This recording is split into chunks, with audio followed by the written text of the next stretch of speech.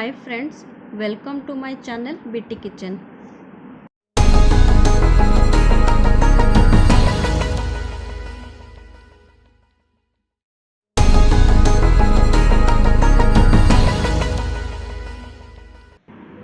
आज आमे बनैबा बेसर बटा देई पानी कखारु पत्रर फ्राए।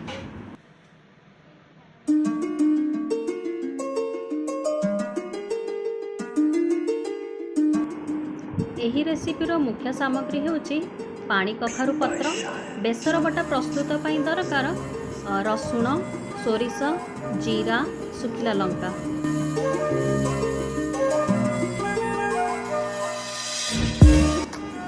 स्वाद अनुसार लूण और हलदी को बेसर बटारे मिक्स करिबा।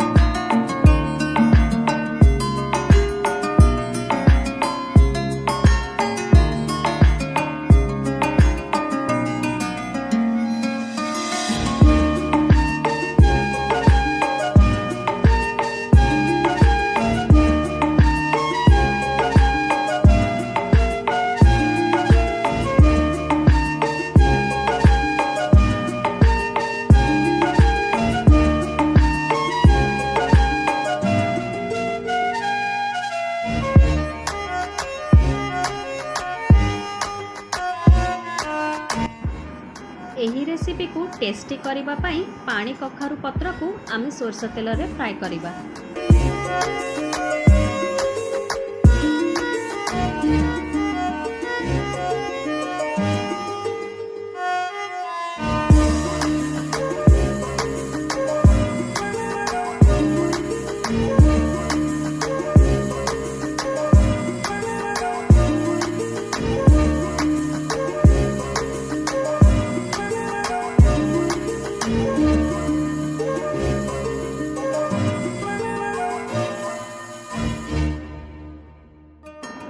आपण पखाल भात सह एही रेसिपीर मजा नहीं पारिबे। रेसिपी को घरे ट्राई करी कमेंट सेक्शन रे निज मतामत देबे। लाइक शेयर सब्सक्राइब करिया पे भूलिबे नहीं। धन्यवाद।